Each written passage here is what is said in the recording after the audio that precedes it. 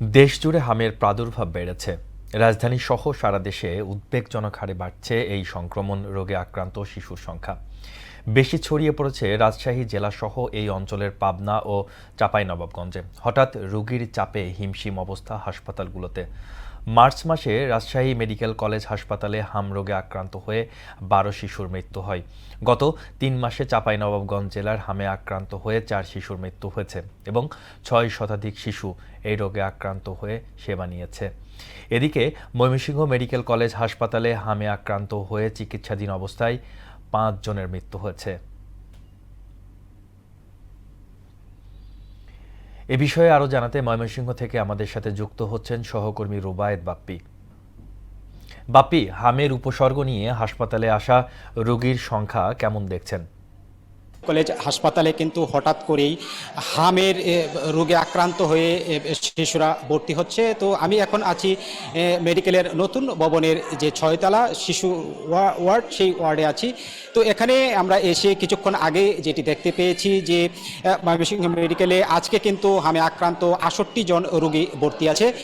তবে হাসপাতাল কর্তৃপক্ষ এবং এই হামের ইউনিটের ফোকাল পার্সন ডাক্তার গোলাম মৌলা তিনি আমাদেরকে যে তথ্যটি দিয়েছেন যে এই মার্চের 17 তারিখ থেকে কিন্তু হামের আক্রান্ত হয়ে শিশুরা কিন্তু হাসপাতালে ভর্তি হচ্ছেন এবং এখন পর্যন্ত কিন্তু তারা যে তথ্য দিয়েছেন তাতে 112 জন শিশু এই মাসে ভর্তি হয়েছেন। তার মধ্যে কিন্তু এখন পর্যন্ত 5 জন শিশু হামে আক্রান্ত হয়ে মারা গেছেন।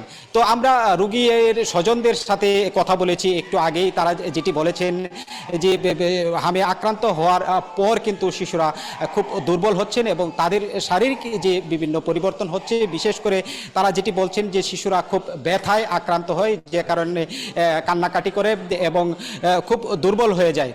তবে হাসপাতাল কর্তৃপক্ষ কিন্তু আজকে নতুনভাবে হামের নতুন ইউনিট চালু করেছেন এবং এই নতুন ভবনের 8ম তলায় কিন্তু আজকে হামের নতুন ইউনিট চালু করা হয়েছে। হাসপাতালের যে সহকারী পরিচালক ডাক্তার মাইনুদ্দিন খান মানিক তিনি বিষয়টি নিশ্চিত করেছেন এবং আমরাও দেখতে পেয়েছি কিছুক্ষণ আগে কিন্তু এই 6 তলা ভবনের যে হামের যে ওয়ার্ড ছিল সেই ওয়ার্ড থেকে শিশু এবং তাদের স্বজনদেরকে 8ম তলায় কিন্তু হামের নতুন ওয়ার্ডে নিয়ে গিয়েছে এবং আমরা চিকিৎসকদের সাথে কথা বলেছি। তারা যেটি বলেছেন যে যেসব শিশুদের হামের টিকা দেয়া হয়নি তারাই বেশিরভাগ আক্রান্ত হচ্ছেন। এছাড়া কিছু উপসর্গ, আপনি জানেন হাম একটি ছোঁয়াচে রোগ, যে কারণে কোনো বাড়িতে যদি কোনো শিশু হামে আক্রান্ত হয় তাহলে সেই শিশুকে আলাদা আইসোলেশনে রাখার পরামর্শ দিয়েছেন এবং যারা ওই শিশুর পরিচর্যা করবেন তাদেরকেও কিন্তু আইসোলেশনে থাকার পরামর্শ দিয়েছেন।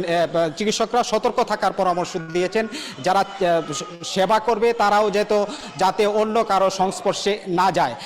কারণ হাম আপনি জানেন যে শিশুদেরকে খুব বেশি দুর্বল করে তুলে, যে কারণে কিন্তু চিকিৎসকরা সবাইকে সতর্ক থাকতে বলেছেন এবং যে কোনো ধরনের উপসর্গ, শরীরে রেশ হয়ে যাওয়া, ফুলে যাওয়া, এই ধরনের কোনো ঘটনা ঘটলে যাতে দ্রুত হাসপাতালে নিয়ে আসে তার জন্য কিন্তু চিকিৎসকরা পরামর্শ দিয়েছেন।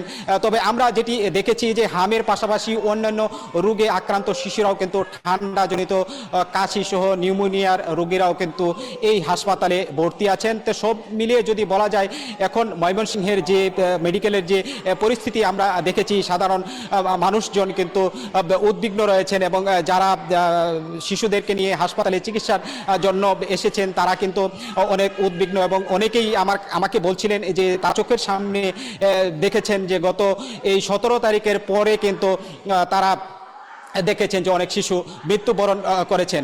তো এই সব মিলে পর্যন্ত ময়মনসিংহে হামের প্রাদুর্ভাব বৃদ্ধি পাচ্ছে। তো এই ছিল আমার কাছে ময়মনসিংহ থেকে হাম নিয়ে সর্বশেষ।